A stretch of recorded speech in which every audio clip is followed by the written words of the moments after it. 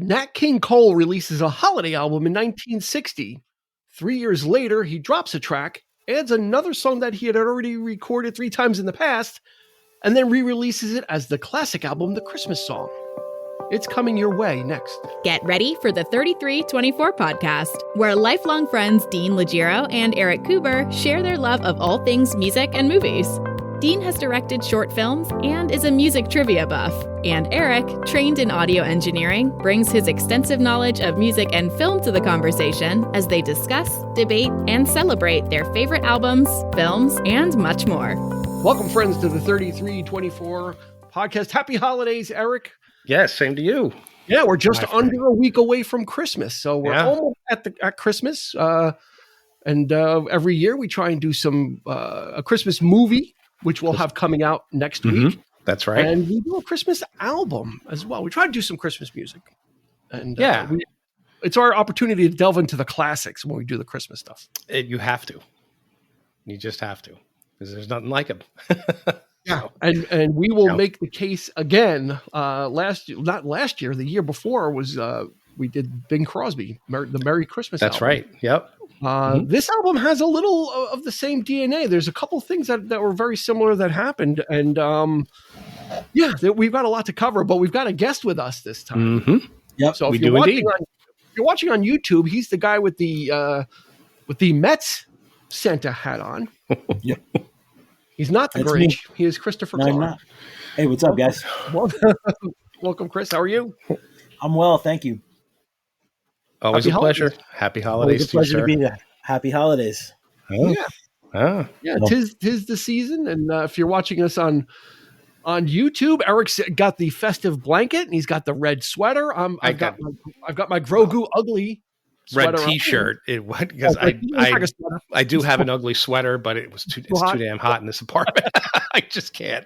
Yeah, I turned all the heat off in my. I'm like, if I'm putting a sweater on, I have to shut everything else down because otherwise I'm going to roast. Yeah, I live in an old apartment where the heat rises. Forget it. No way I'm putting a sweater on in this apartment. Not for this podcast. He's not. Nope. Oh boy! So we've got a great album to talk about, and there's a lot to chew on. Plus, I've got a Christmas edition of 3 Lies and a Truth as well. Ah, fantastic! Yeah. Awesome. So we'll have a holiday edition of that, which will be fun to do. We hopefully everybody at home, if you've been with us before, you know what the story is. If not, you're going to get a whole treat, and we'll unfurl what the 3324 podcast is. Starting with the stats, we always give some factual information at the beginning, and that's starting right now with this album released in 1963. As I said in the open, it was originally released as an album called The Magic of Christmas in 1960. A lot of details are sketchy on this, on this whole album and this whole release, but this album possibly, or The Magic of Christmas, or the combination, went 6 times platinum. Suffice to say, this sold a ton of copies. From 1960 to 1962, the original version hit number 65 in Billboard. And then from 1991 to 2023, it got the Christmas album that we're going to talk about got as high as number 9. Did it really? Because of all the re-releases. Yeah.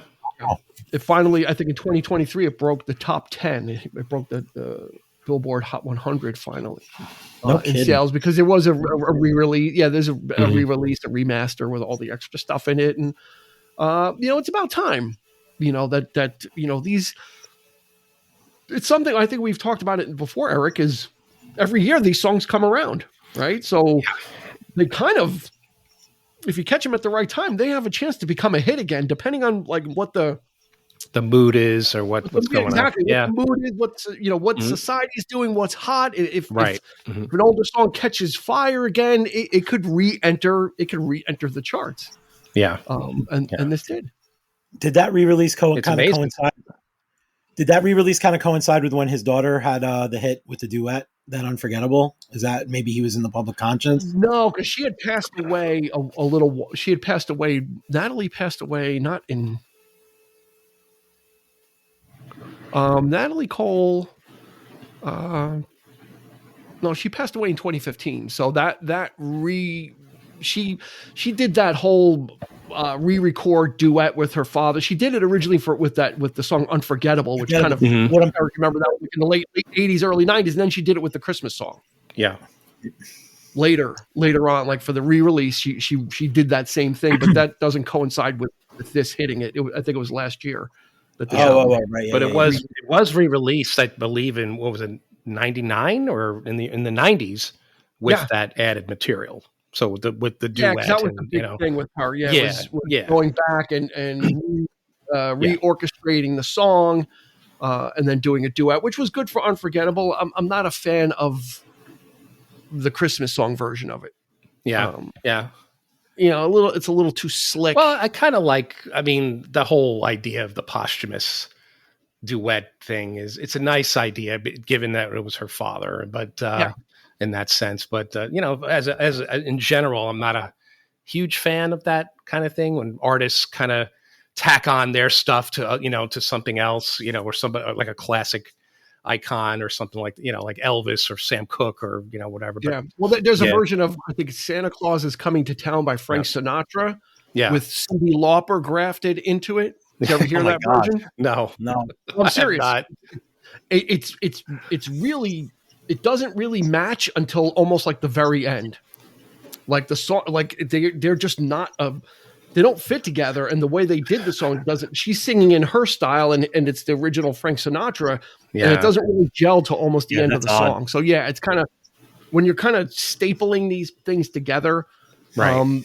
You got to be careful. You really got to kind of be doing it with intention and understanding, where you're going with it. But anyway, a little bit about Nat King Cole. He was, he was basically a child prodigy from when he was a teenager. Was able to play piano. He played piano with in the big band era in the 40s, and then he formed a jazz trio. And then towards the 50s, he started getting into more orchestrated types of performances with Nelson Riddle.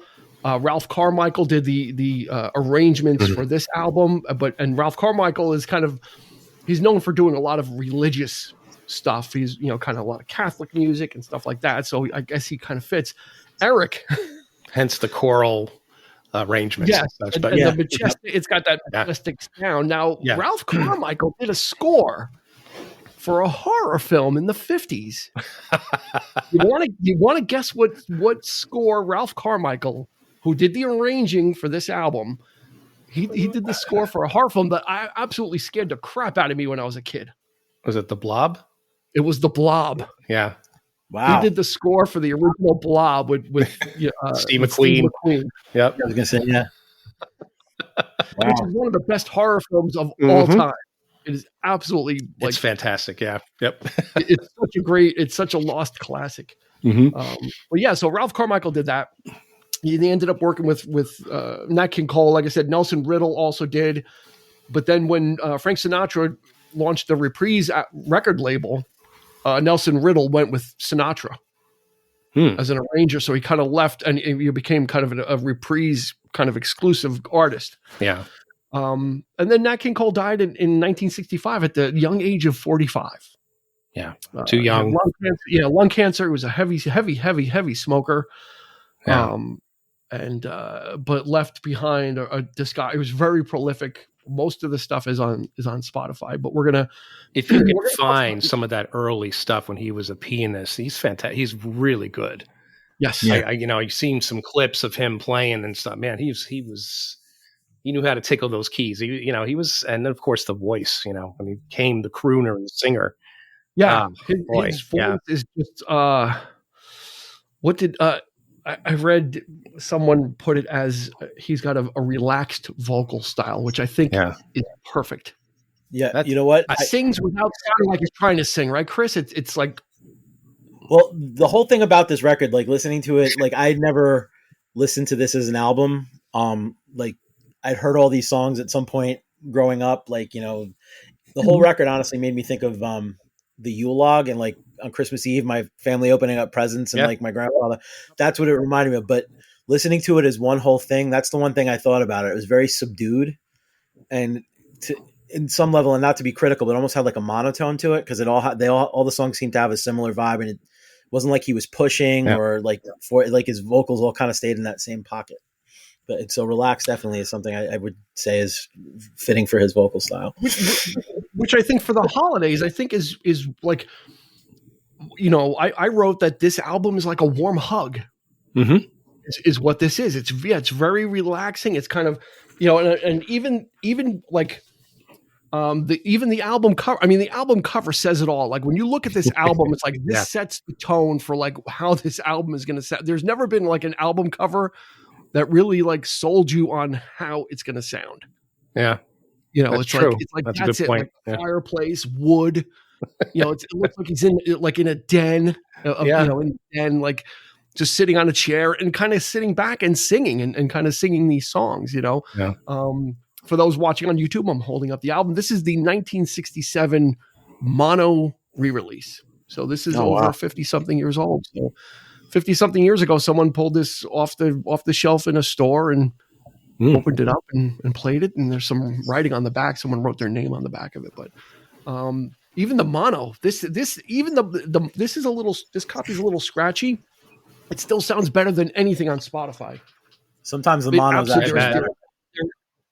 Yeah, on this, his vocals really pop on the album, which it doesn't really as much. I did a lot of listening on Spotify, but then I put the album on today, and the vocals just pop off the vinyl. You know, it's a big difference. You can really hear the enunciations and everything that he's doing. That's all how I remember it. It was a staple in our household. Christmas, every Christmas, it was to me the ultimate. It's the Christmas album. You know, there's a lot of like younger artists trying to do these songs. And I tell you, you know, like you say, like you started to go there with his voice lending itself to the songs.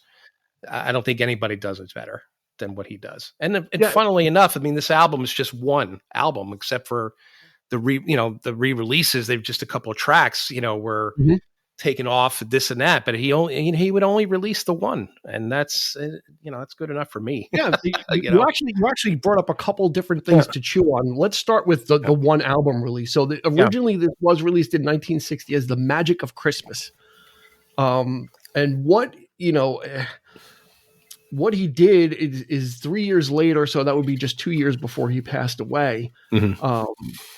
They would drop a song. They dropped one song and they added the Christmas song to it. So the Christmas song wasn't on the original Magic of Christmas album.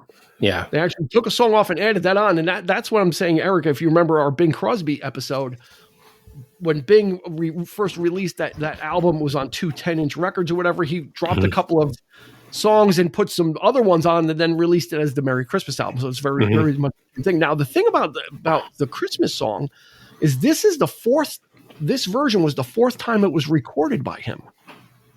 So there's 4 different versions going around out there? Yeah. 4 different versions floating around. And usually the last one isn't the best one, but I'll tell you, I listened to the other ones and the arrangements are very similar, but this one is the one that is always played. This is the one that everybody knows. It's the nicest, fullest sounding, best arranged. You know, the arrangement is similar, but what Ralph Carmichael did with it, he just kind of amped up the arrangement and really brought the lushness out of it. Yeah. And Eric, that's rare that ever happens when people redo their songs. They're usually not as good. Right. On this one, his voice was a little bit older. The first time he did it, he recorded it twice in 1946. So almost 20 years before he had recorded it. He did it twice in 46. Then he did it again in 1953 with Nelson Riddle. And then in 1961, did this version with Ralph Carmichael. Yeah, so it is the best version. Yeah, it is the one with. I mean, correct me if I'm wrong, but it is the one with the guitar, right at the end. Yeah, with the little riff that's what I remember. Is that beautiful guitar?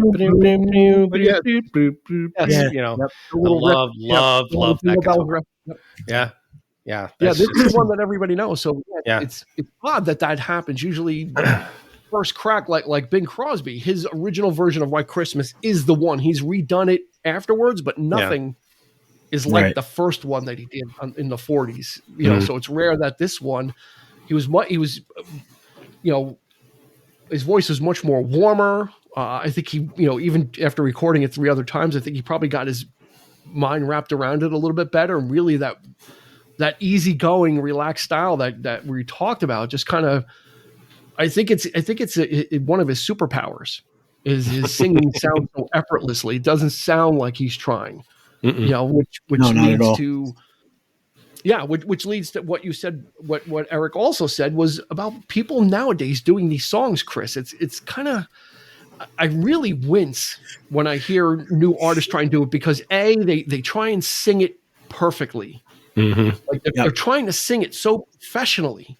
Yep. Right. And everything is all the notes. And that's not, let's look at Bing Crosby, Sinatra, and Nat King Cole. These guys were not perfect singers. That's what made them so great, is that the emotion came from somewhere else. It didn't come from sky high notes and hitting perfect pitch. Right. They're looking for the take and the feeling behind the cut, not necessarily that it's this perfect, flawless thing. Sometimes that takes away the warmth of what it is that you're trying to record or what you're trying to do with the record. Like it almost comes off as cold when you do it that way. And to me, a lot of modern pop Christmas stuff, it's definitely not for me. Like most of the Christmas music, like recorded Christmas music I listen to, a lot of it's either the 60s or like a couple of like singles from like the early to mid 80s. But other than that, like I don't, and Trans-Siberian Orchestra, but like by and large, like modern pop versions of Christmas music, just that they don't really do it for me that much. Yeah, Trans-Siberian, they're in their own. They've got their own category and their own niche that no one tries to mess with. Like Trans-Siberian is like their own thing, and they've got it. And they've got it. It's crazy too. And when they came from the roots of a band that nobody even really thought about or heard of, unless you were like a real serious heavy metal fan in the 80s, it's kind of crazy what they managed to do. Yeah, and they just kind of adapted that thing and melded it with Christmas, and you got a whole new genre of music. Yeah. Now, you're talking about the newer stuff. It has a very like, what's the word I'm looking for? Like dull. Like everything, every note is perfect, Eric. Right? In these new versions, like all the arrangements, they're just they don't have the even in the arrangements, like on these albums, there's a feeling behind it. There's different things going on. With the new songs, everything's got it. Like the voice has to match the crispness and the cleanness of the arrangement, so it gets very sterile. That's the word I'm looking for. Very sterile. Yeah, you know what? That is a perfect word. Yep. So, I mean, I think in some cases they try too hard or not hard enough. They're not creating a mood. It's just a thing. It's just we have to make a Christmas album because we're popular. So the obligatory I feel album. The obligatory, and so many people have done it. I mean, come on, but none of it is to me. I remember those. What was those working at Suncoast? What were those like Christmas, like those compilation albums? Remember, like they had every year they would have a new one and different artists and that kind of thing. But even some of those, I mean, some good tracks in there, but other than that, I don't know. Because they're trying to emulate something that was, and by doing that, you're really, like I said, you're really sterilizing it by trying to sing it perfectly, and you don't need to. Like you can have a great voice. That doesn't mean you've got to hit every single note. I think there's got to be something that's what is so great about Nat. Is that it is so relaxed. It's just you kind of put this on and you just kind of listen to it, and the way he sings, almost sometimes it's like he's telling a story. Because it's the perfect album to have on in the background when you're it's Christmas Eve, or whether it's your unwrapping presents, or it speaks Christmas. That's what it is. I mean, a lot of this other stuff. I mean, the pops, people and especially when people try to write their own original Christmas songs, which never works. Do that. I'd rather see that than try and just, some of the stuff just comes off very, very cheesy to me. It just, I don't know. I like the traditional stuff. You don't like All I Want for Christmas Is You by Mariah Carey? That original there? Well, you know what, Chris? Oh, good Lord. I'm glad you brought that up, because there is a song called All I Want for Christmas Is You that came out before that. A totally different lyric by a group of, you got to find it, by a group called Vince Vance and the Valiants. Oh, wow. And it's called All I Want for Christmas Is You.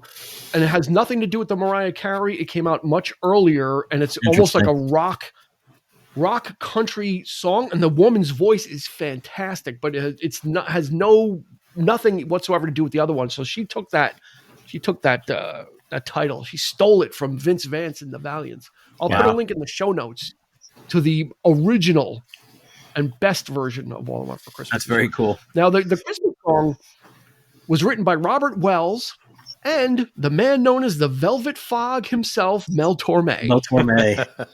Yeah. The Velvet Fog. He had said that, his writing partner, Robert Wells, was trying to write songs for the holiday season and was trying to get into like a cold weather mood. So he had just written 4 lines. He wrote chestnuts roasting. He wrote Jack Frost nipping. He wrote like the first just couple of lines of things. And Mel Torme's like, well, what is this? He goes, well, I just wrote these phrases down just to kind of get myself in like a cold weather thing. He's like, well, let's finish this. And so Mel Torme wrote the music. He wrote some of the lyrics. Robert Wells, polished it off. And I believe everything I could find is Nat King Cole did the first version of it. Yeah, really. In 1946. This song was in 1945. 1946, Nat King Cole recorded it twice in 46. And it's become, and I just think there should be an embargo. White Christmas by Bing Crosby and Christmas Song by Nat King Cole, just don't record it anymore. We don't need it. No. Honestly, like usually like remakes, you can maybe add something to. There's nothing you're going to add to the Christmas song. No. Right. I agree. I mean, it speaks to the time, version. What's that?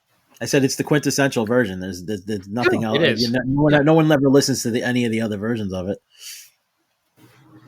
Yeah, they're and even some of the people of the time did it, like Andy Williams and Perry Como, and those are admirable because at least they were the contemporaries of Nat King Cole. But to try and do it now is just always going to be just like second, third, or fourth stringer. It's just not gonna work. So he recorded a whole bunch. Mostly religious songs on this album. There's 12 tracks on the original release. Nine of them are religious songs. Can I tell you something? I had never listened to this record, Soup to Nuts, and the one thing I kept coming back to is like, this is the most non-secular Christmas album I've ever listened to. Like, and I didn't know if that's just because of the time or because of who he was, but like most Christmas music you listen to now, it's the secular side of it, and this is way more of the religious than I would have. It's like the songs that you hear when you go to Christmas Eve Mass or something. Like that's what you're hearing there. I'm glad you said that because that was something I noticed as well. I thought it was just me. Yeah, no, absolutely. So I mean, either I'm not not to get too deep in the woods, I'm not an overly religious person, but I actually prefer to listen to religious style Christmas music for some reason. I don't know why. And I boiled it down. There's actually, Eric, there's 3 types of Christmas music. There's religious music, Christmas music. There's secular Christmas music, like Chris said, that's not about religion. And then there's novelty Christmas music, right? Yeah. So anything that mentions Santa or a character is novelty. Anything, when I say secular, I mean stuff like the song "Sleigh Ride" or Frosty the Snowman. Those songs, right? Snow, Tannenbaum, all that kind of right. Christmas, the Christmas tree song, and 3 types of Christmas music, and he pretty much zeroes in on 2 on this. There's not really the Santa Claus is coming to town and that kind of stuff. Although he did do a version of All I Want for Christmas is My 2 Front Teeth. I think he did it way before this, but and it's not on this album. But yeah, I think he's really good. I think he's really good at interpreting the religious stuff. I just think he's got the voice for it. It lends it's such a solemnness in some of the songs, right? Yeah, a calmness to it, and that's what it speaks to, the serenity of the music. It just given the season, that's what we're supposed to be doing. We're supposed to be chilling out, relaxing with family, and it's a shame to me today that there's such disdain for Christmas music. Like people just hate it. They don't want it. they're already starting to play it, blah blah blah. I'm just like, that's part of it. Yeah, I mean, I don't know what the percentile is of people who love it versus hate it, but I just, it just seems like everywhere I go, people just aren't into it. Yeah, I think it's the rushing of the seasons. I think that's why, Chris. Right? Yeah, you know what? It's because Yeah. the Christmas is starting right after, even before Halloween. Some stores have Christmas stuff out. Yep. Mm-hmm. And people are like, "Yeah, I don't want this right now." My daughter is like that. First thing she does, Christmas music. Like November, I think she was asking my father because my dad drives her to school. She was asking him to put on like Christmas music and stuff, and I told her I have a standing rule: not before Thanksgiving. Well, that's good because again, Thanksgiving just seems to be forgotten. Like the whole month of November just sort of rushes right by, and you're going from Halloween, and it's Halloween and Christmas together now too. It's like the mingling.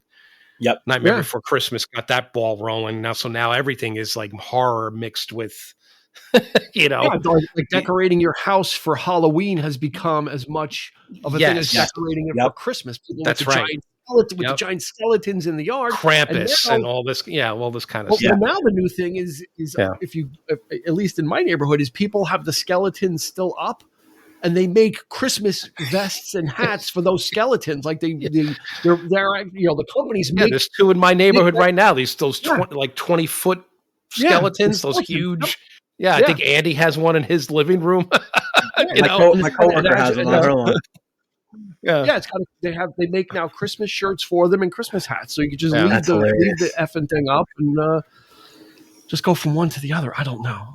Yeah. Part and parcel with Nat King Cole's vocals on this is Ralph Carmichael's arrangements. I think that's just as important, especially in the 60s. Things where music was kind of changing, especially in 63. This kind of music was kind of on its way out. It was kind of being thought of as unhip. But I think I'm glad that they didn't try and have a contemporary sound with this. I think this is, this gives it a time, like you would never think that this was made in 1963 because it has that timeless older sound. Right. Yeah. But about this time, you got all the popular groups already, and that's what it is. The music doesn't change, but this is where all the pop stars start doing this stuff and giving those sort of a rock and roll spin or a pop spin, or even Little Saint Nick by the Beach Boys. Yeah.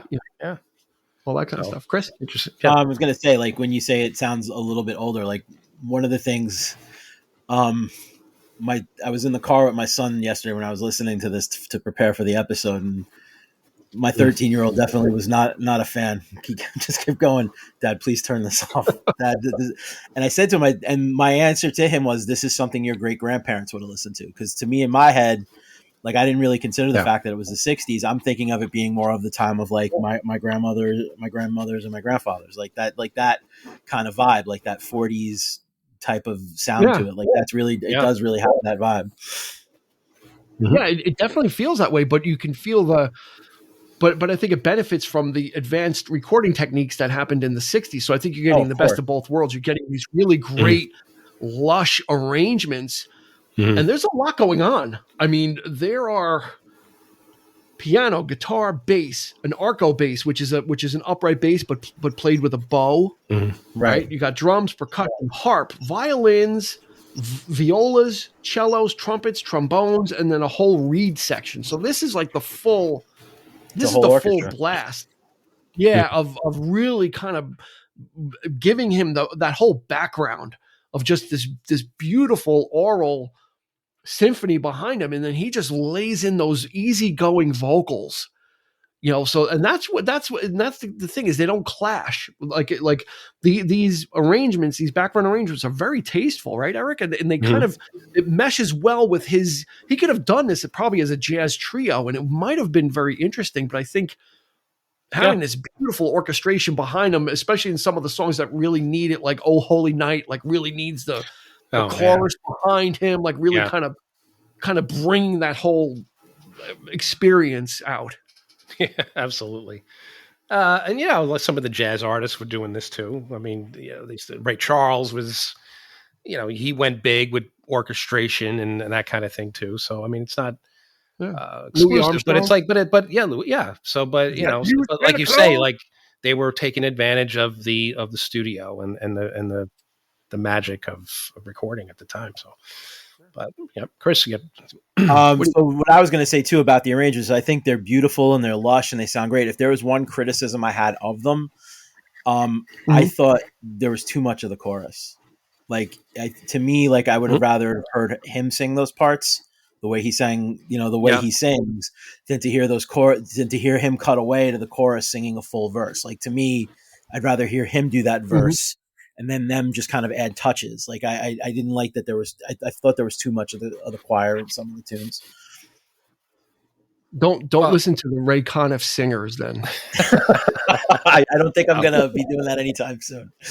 I love Ray Conniff, like the Ray Conniff albums, the Christmas albums he did in the 60s, because Ray Conniff was an arranger and did the same thing, but he just had he had a male chorus and a female chorus. Oh wow! And they would reinterpret the songs of the day, contemporary stuff, but their Christmas stuff for me is like on par with anything because of the choral and because he's got opposing. Male chorus and female chorus that he would use to intertwine and together separate as point and counterpoint. But that's a whole other. That's a horse of another color, I hear tell. Yeah. But again, the religious aspect to we mentioned before that Carmichael was used to arranging that kind of thing. So yeah, the big chorus was sort of a church. Yeah, it's a kind of vibe to it. So yeah, I mean, I think it kind of it works. But I get what you're saying, Chris, because like Dean was saying, there are artists of that ilk, like Lawrence Welk, and his he had all those specials, and Mitch Miller, all these. Some of it's corny, some of it's like, but it depends on the arrangements. Sometimes you can get they're spot on and they're so perfect that like you're gives you chills, and then there are times where the sopranos are way too high, or they're doing something weird, or it's just, and it's just like it throws you off. So. The vocal is soaring high above, like where it should be. The song that they kicked off of this release in place of the Christmas song was "God Rest Ye Merry Gentlemen." That was on the Magic of Christmas album. They chopped that one out and put in the Christmas song. So so glad that they did that. And so glad that he decided to re-record it a fourth time, which is odd. There had to be a rights thing because he probably, since he did it in the 40s twice in the 50s, that he probably didn't have the label rights to it.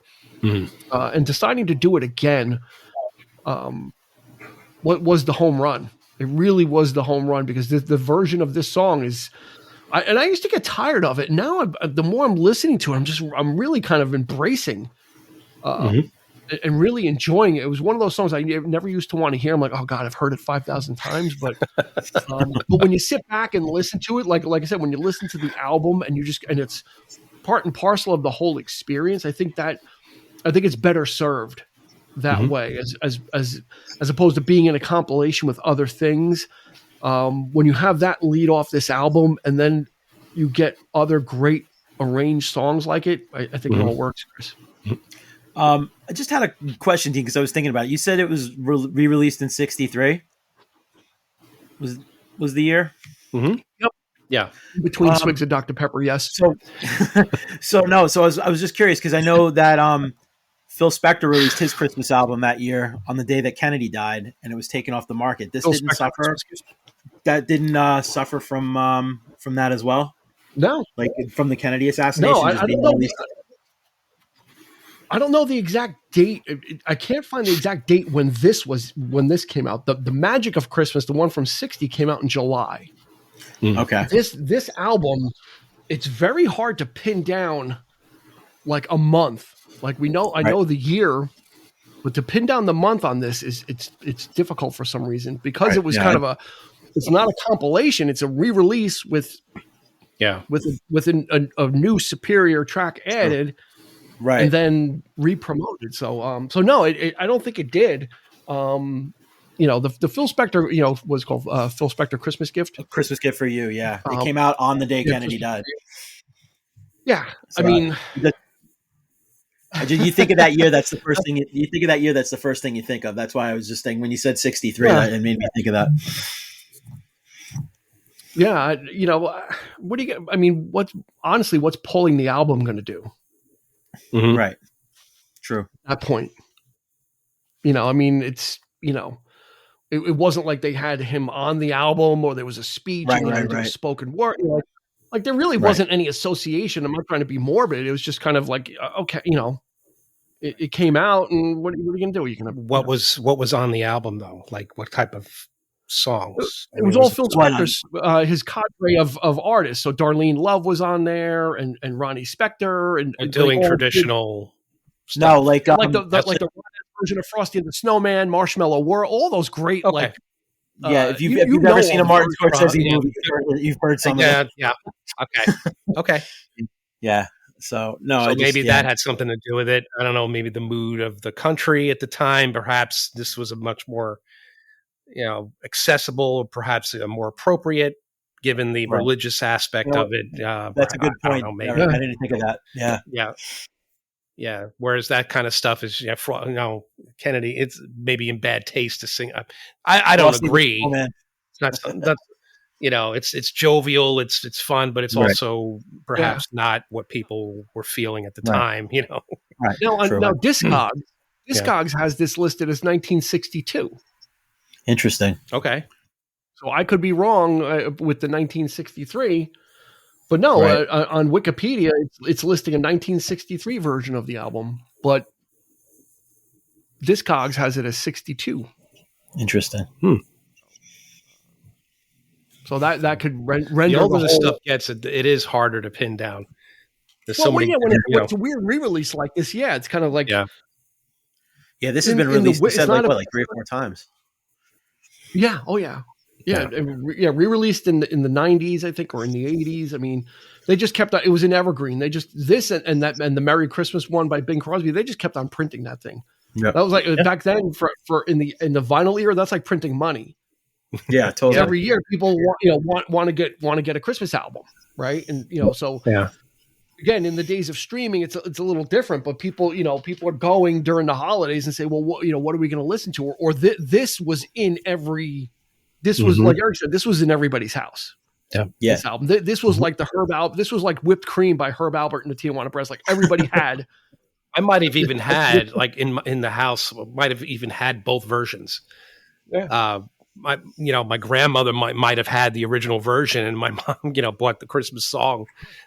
So I do recall that cover, that original cover. Yeah. And when I was a kid. And then, of course, I always thought that the re-release was a different album completely. But it's not the case. So, yeah. I just don't think. I guess I'm being a curmudgeon, and maybe your son, if he heard these versions done by artists of the day, would feel different. But I can't I can't get behind. Like I'm okay with them doing them, but it's like I haven't heard one. I haven't heard a new version of a classic song that I thought was better. The only one that came close was Madonna's version of Santa Baby. I think I like that better than Eartha Kitt's because it's kind of the Betty Boop, like Boop Boopy Doo version, like a Betty Boop version, which is kind of cute. Other than that, I don't really know of a newer song, newer version of a classic song that someone didn't do better. Like you're not going to do better than Dean Martin with Marshmallow World or some of these songs, like they're kind of like, that's it. That's the that's the version. The only one I could think of is I actually I guess maybe because it's just been rammed down my throat since I was 12 years old, but I can't stand the Mariah Carey version of All I Want for Christmas Is You. But I happen to like the Michael Bublé one that kind of slows it down and it's a different arrangement. I like that. That's one other example I can think of. That song has gone from being universally loved to universally hated. Yeah. All I Want for Christmas Is You. It was for a while. It was like it was the thing. Now the memes are like she's in a block of ice. It's yes, like yeah. My daughter keeps thought out. Yeah. You know what? I mean, if I don't think people feel that way about these songs, though. No, they don't. So like again, and that has a very Phil Spector-ish sound to it as well. All Yeah, over it does. that whole album has that Spector-y throwback with the I bells. never got past the single. The wall of sound. It's not a bad album, but it's getting killed by this one song that everybody just like. You never hear anything else from it.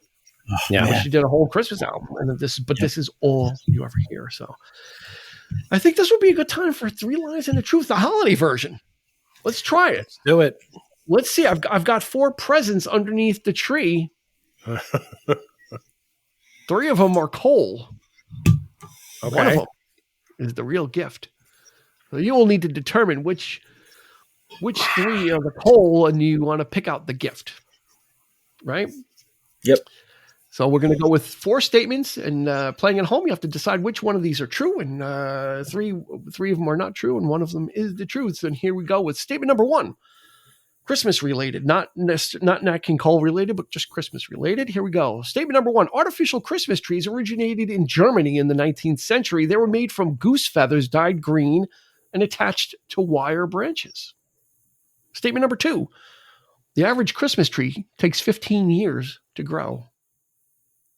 Statement number 3: Rudolph the Red-Nosed Reindeer should be portrayed without antlers, as male reindeers shed them during the winter. Statement number 4: all the gifts in the 12 days of Christmas, if you added them up, it would equal 364. Okay, go through those again. Artificial Christmas trees originated in Germany in the 19th century. They were made from goose feathers dyed green and attached to wire branches. Number 2, the average Christmas tree takes about 15 years to grow. Number 3, Rudolph the Red-Nosed Reindeer should be portrayed without antlers, as male reindeers shed them in the winter. He should be bald. Number 4, all the gifts in the 12 days of Christmas, if we add them up, it would equal 364 gifts altogether. I don't think anybody has the advantage in this one, so whoever wants to go first. Christmas, see that? I think we'll go with Chris first. Yes. For Christmas. Merry Chris.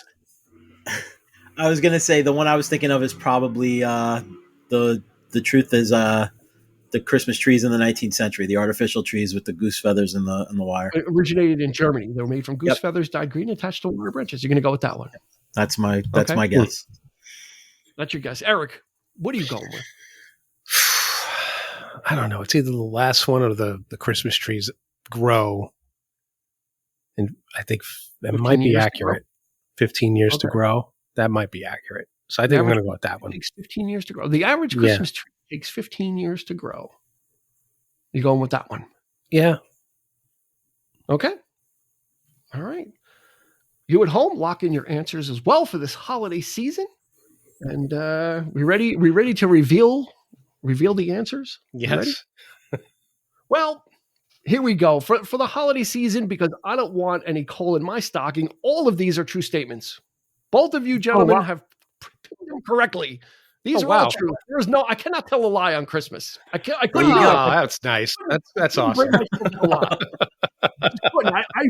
I need Santa to kind of come through. So I can't play I'm not playing games. We're less than a week away. I can't fool around with this. I'm not going to do it.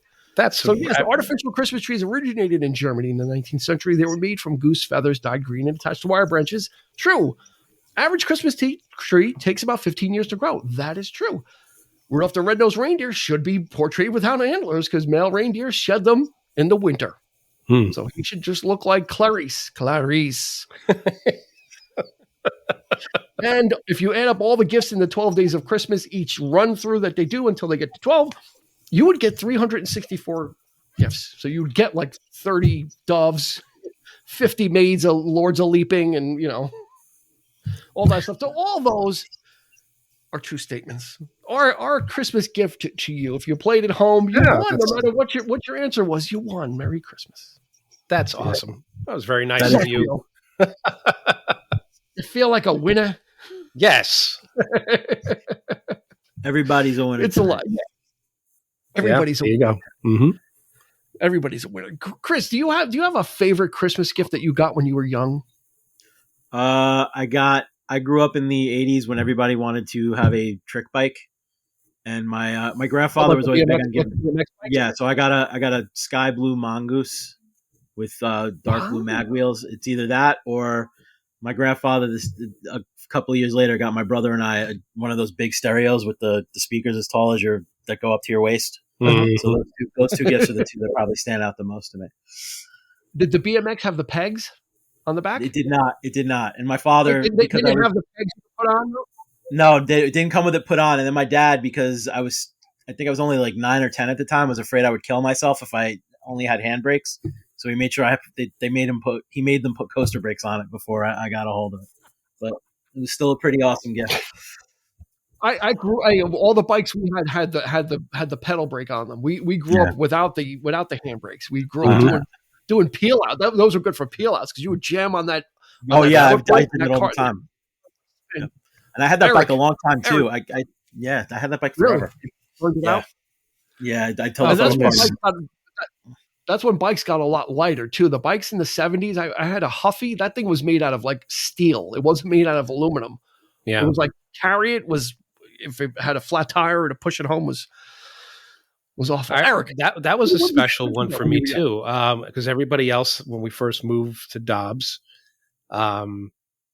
everybody on the block had a bike, and I didn't. I only had was a skateboard, and I was like, they would pulling me along, and I was like the last one on the block to get a bike. But that was just that, my parents, they tried to, surprised me. They got me a few gifts, and it was just like felt like a disappointing, and they surprised me with that. So that was cool. But I also, like Chris, my brother and I got the new television that year and a complete stereo system.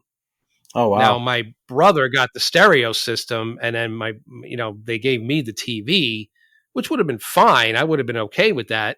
But my brother wanted the Switch. Like he wanted the TV because he's a sports nut. So I was like, okay. So I got the stereo. So we both shared it. It was cool. But that was a nice. And then of course Dean, the compact. Yes, Dean remembers that. I was the first kid on my block to get a portable CD player. And when Sony first put them out when they were like $200. No, was it a portable, or was it didn't you plug it into, because your stereo system was a Sony system? I thought it was a console one. Was it? Well, I had that, but I also had the portable. There was the little first was the portable. Yep. Mm-hmm. Okay. Yeah. All right. Yeah. It was amazing. It was amazing. My favorite gift. And this was before the movie A Christmas Story came out. So my parents predated that. If you go back to the 70s, Eric will remember the handheld gaming revolution. When Coleco came out with the electronic quarterback, Mattel came out with they had all these sports games, and every kid, if you couldn't afford, or your parents didn't want to get you an Atari or Pong or whatever was big at home, like all of a sudden everybody had these handheld games with the dots representing things, and everybody had them. And I wanted the Coleco one, the electronic quarterback. So Christmas comes and goes, and open everything up, and was kind of like, oh, okay, whatever. And my parents pulled a Christmas Story years before the movie came out. All of a sudden they're like, oh, there's one more like in the back. Like there's a thing there's a present all the way in the back of the tree, behind the tree. So I went under, I remember vividly crawling under the tree, going back there and opening it up. And it was the Coleco electronic quarterback. And I was a pretty popular kid. I was never popular in school until I got the electronic quarterback. Then everybody for some reason really wanted to be friendly to me. Yeah. Inviting me over to their house. Oh, you want to come to my house? Bring the electronic quarterback. Oh, can you imagine? Jeez. But it was great because, it was such a psych out from my parents, because we always did well. My parents always treated us good during the holidays. They did, got what they could, and we would get a lot of things. Of course, the socks and the tough skins pants from Sears, the Huskies or whatever. But also with the toys too. So they did a good one that year. That my parents did that with when I was a sophomore in high school. I asked for a bass guitar, and they got it for me. But instead of like giving it to me, they made my brother's a bit of an artist, so they made my brother like draw a paper bass, and they put it inside of a box that looked like it could have clothes in it. So I opened it up, and then I like, what the hell is this? And then my father came into the room and he was holding the guitar in his hands. So that was pretty cool. It's great stuff. Great stuff. All right, let's get back to Mr. Nat King Cole. Is there anything on here that Chris, since this was kind of a new thing to you, you were kind of like, I don't know if I want to do this.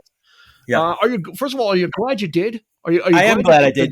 But what I found surprising is how much of it I knew already. Like because and the thing that it reminded me of is it just WPIX and here in New York is, they used to always do the Yule log every year, and it distinctly reminded me of like those Christmas Eves at my grandmother's house, because like that was always the thing. It's still, Christmas Eve is still a big tradition in my family, and that's what it brought me back to, is being in that apartment on Yonkers Avenue with everybody opening gifts. Yeah.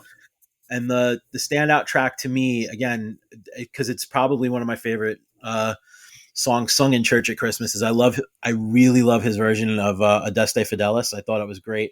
And I was also this morning, and then my prevailing thought listening to it on the way home from work this afternoon, is he's one of the few people I know that made German not sound as rough or like I don't want to say guttural, but like almost like, it's not a language that lends itself to beauty.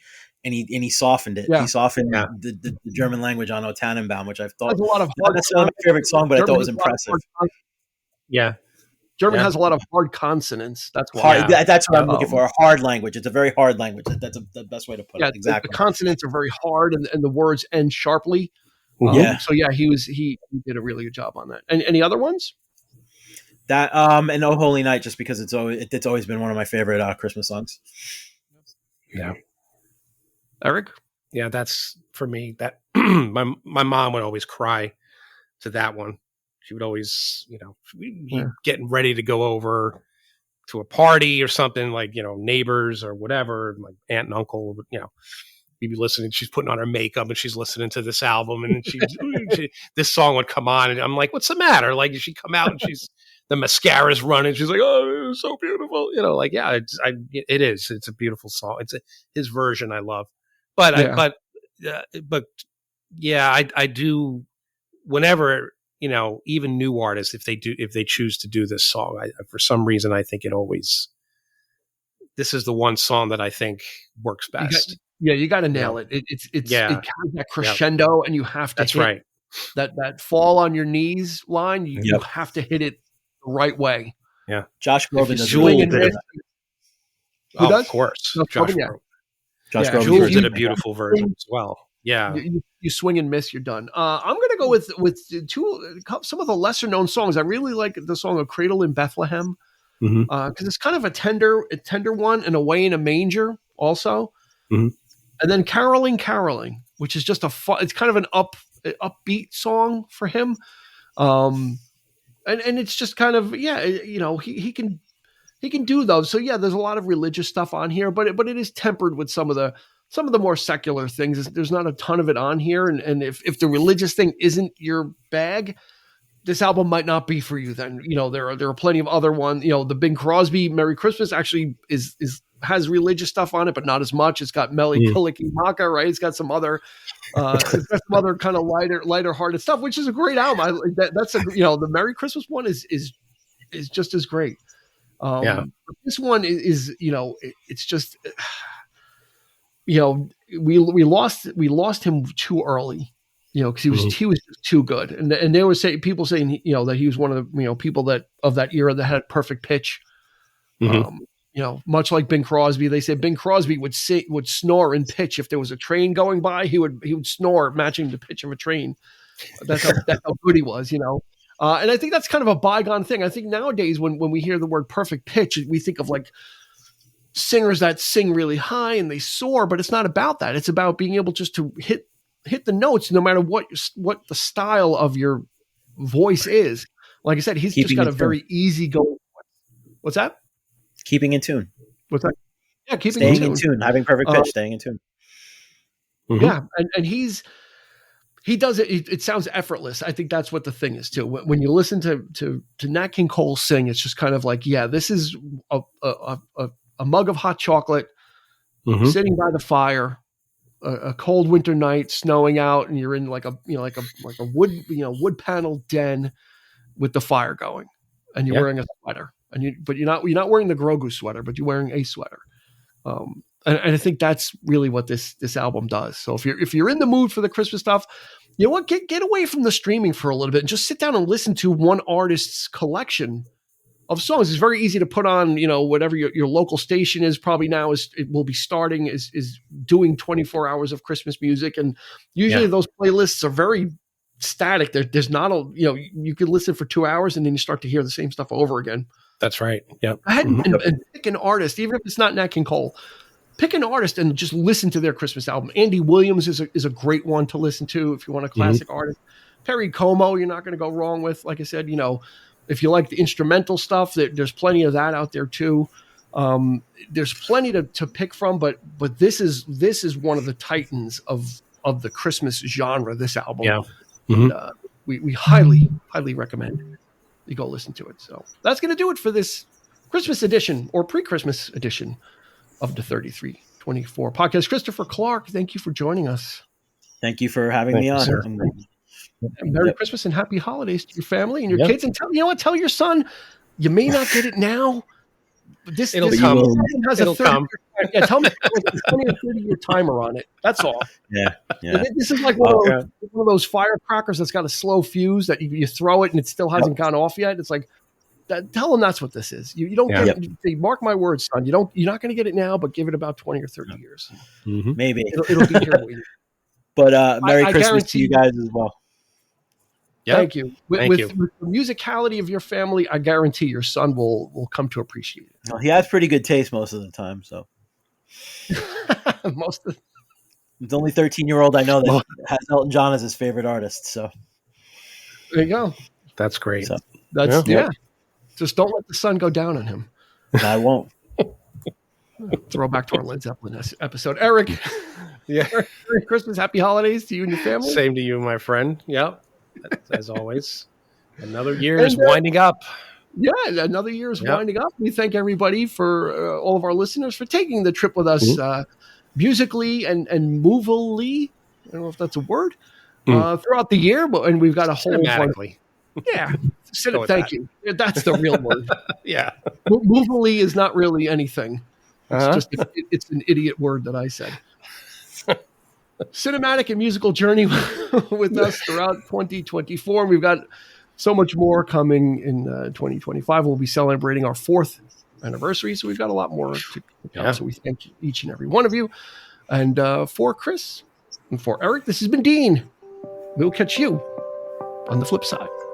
You've been listening to the 3324 podcast with Dean Legiro and Eric Kuber. You can find us on your favorite podcast provider, so please like, subscribe, and rate to become a part of the 3324 family. Your feedback is important, so make sure to follow us on Instagram and Facebook at 3324 podcast and on Twitter at 3324p to join the conversation.